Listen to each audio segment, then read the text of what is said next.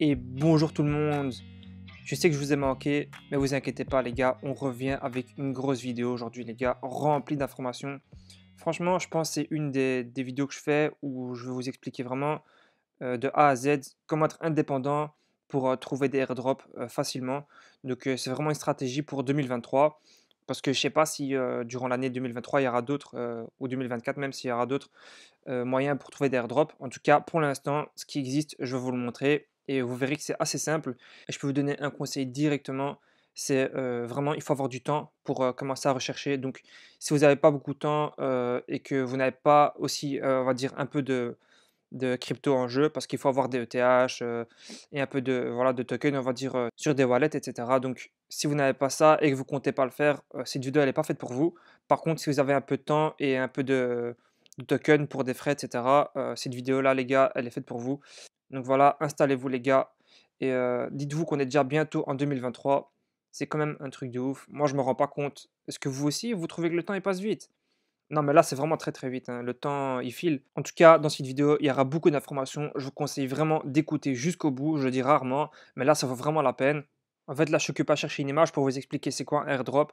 Mais voilà, lui pense que c'est airdrop pour iPhone. Bref, les gars, je vous explique airdrop vite fait, franchement, en quelques secondes. Il y a des DEX, par exemple, qui vont vous récompenser en quelque sorte pour avoir interagi avec leur application ou leur wallet, etc. Donc, il y a plusieurs possibilités. Et comment vous pouvez, vous rendre éligible? Franchement, il y a plusieurs moyens. Je dirais que la manière la plus utilisée, c'est en détenant des NFT, mais il y a aussi d'autres moyens comme par exemple interagir, tout simplement avec, l'application en faisant des swaps, en faisant des bridges, mettant la liquidité, donc dans des liquidity pools. En général, quand vous faites des swaps, il vaut mieux le faire à des swaps avec au minimum 1 K, comme ça vous êtes sûr d'être éligible parce que des fois, ils choisissent des gens qui ont fait des gros swaps, donc pour favoriser les personnes qui utilisent vraiment l'application. Donc c'est pour ça que je vous recommande d'avoir déjà, au moins 1 000 € que vous laissez sur un wallet par exemple pour, faire des swaps. Donc ça vraiment, je vous le conseille pour par exemple Arbitrum, Optimism, et d'autres choses que je vais vous montrer juste après. Donc voilà, ça c'est vraiment pour expliquer, globalement c'est quoi les airdrops, même si voilà, je vous ai pas expliqué en détail, mais bon, c'est vraiment vous pour que vous puissiez comprendre et pour la suite de la vidéo. Donc maintenant, je vais vous montrer les applications que moi, personnellement, j'utilise pour trouver des airdrops. Personnellement, donc j'utilise la première chose, c'est quoi? Je vais sur DeFi Lama. Donc franchement, grosse plateforme. Moi, je pense qu'il y a vraiment beaucoup de choses à expliquer ici, mais pour l'instant, on va se concentrer donc sur les airdrops.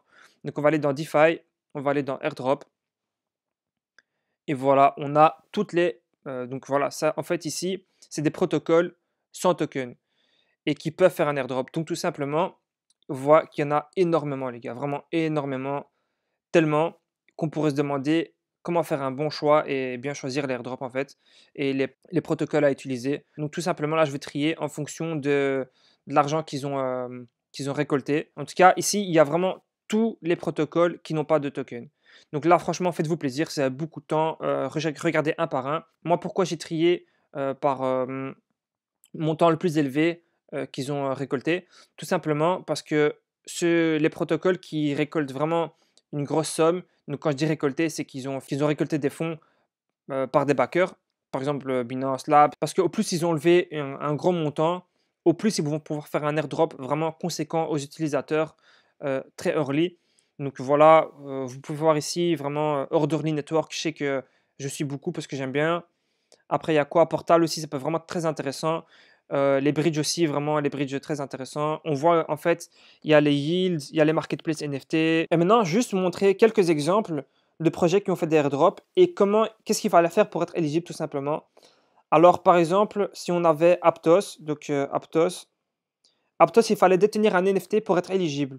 Donc voilà, de nouveau, vous voyez que ça peut être très intéressant de minter un NFT, surtout que je pense que c'était gratuit. Après, on ne sait jamais exactement qu'est-ce qu'il faut faire pour être éligible à un airdrop. C'est pour ça qu'il faut faire vraiment beaucoup de choses, minter des NFT, faire des swaps, etc. Parce que on ne sait jamais à l'avance en fait. C'est ça qui est un peu dommage. Mais bon, si on savait à l'avance, il y a trop de gens qui auraient l'airdrop et l'airdrop serait beaucoup moins conséquent. Donc c'est ça en fait le jeu. C'est vraiment très compliqué, mais voilà, c'est le jeu en fait. Voilà, Hashflow. Chez Hashflow aussi, il fallait détenir un NFT.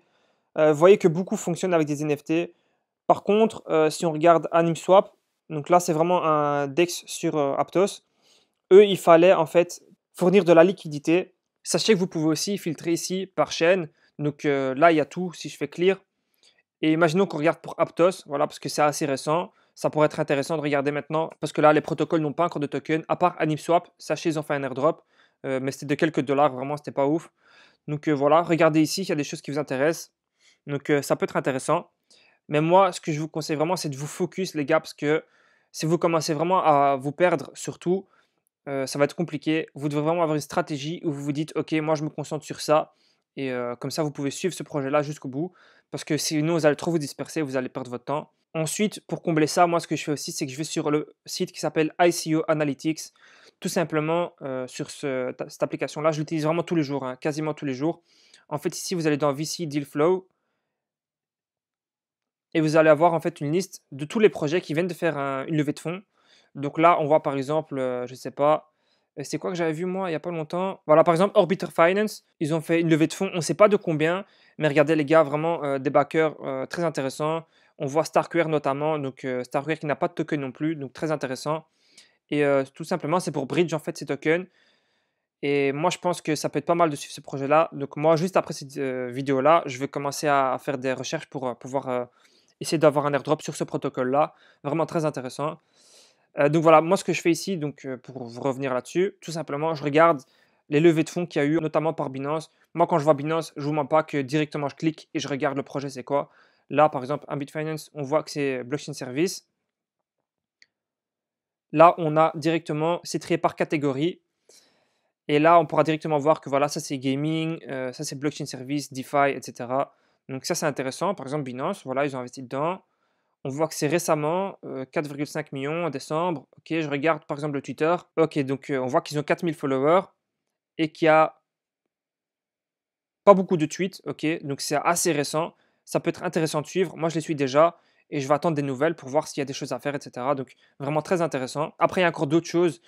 Par exemple, je vous montre vite fait, vous pouvez directement aller ici, donc analytique, je reviens à la page d'accueil. Et voilà, donc on voit ici directement sur la page d'accueil Upcoming Token Generation Events. Donc là, par exemple, Ironfish, Sui, Starknet, voilà, on voit pas mal de projets qui vont arriver et qui n'ont pas de token. Et donc là, ils vous disent quand ça va arriver. Moi, je pense que tout cela va arriver plutôt début janvier. Bon, ça c'est que mon avis, on verra bien.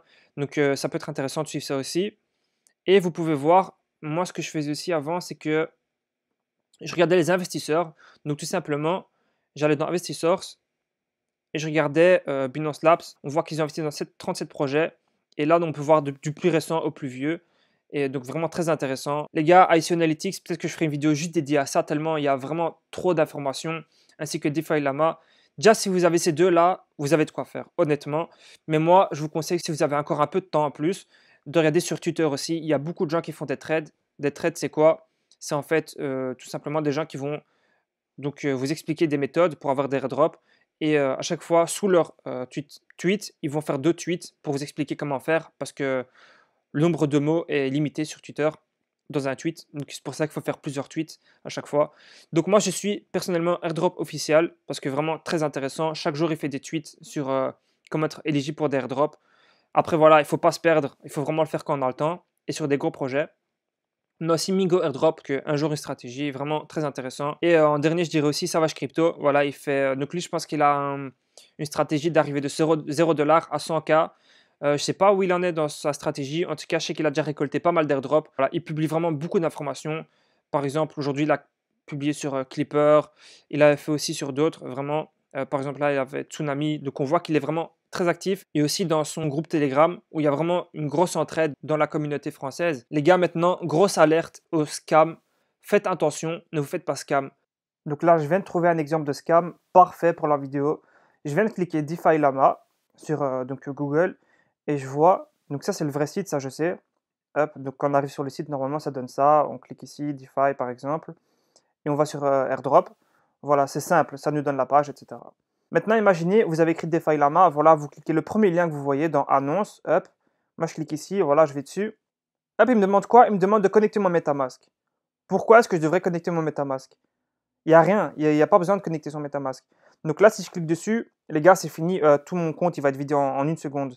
Et regardez, quand on va dans DeFi, par exemple, on fait airdrop, voilà, ça n'existe pas. Ça n'existe pas tout simplement parce que les gens, là, les scammers, tout ce qu'ils ont fait, c'est créer la première page, voilà, pour faire semblant que c'est le vrai, mais en plus c'est moche, c'est faux, il y a rien qui fonctionne. Donc les gars, faites attention. Et comment on peut le voir en plus? Tout simplement parce qu'après DeFi ici, .com, on voit .com avec un slash.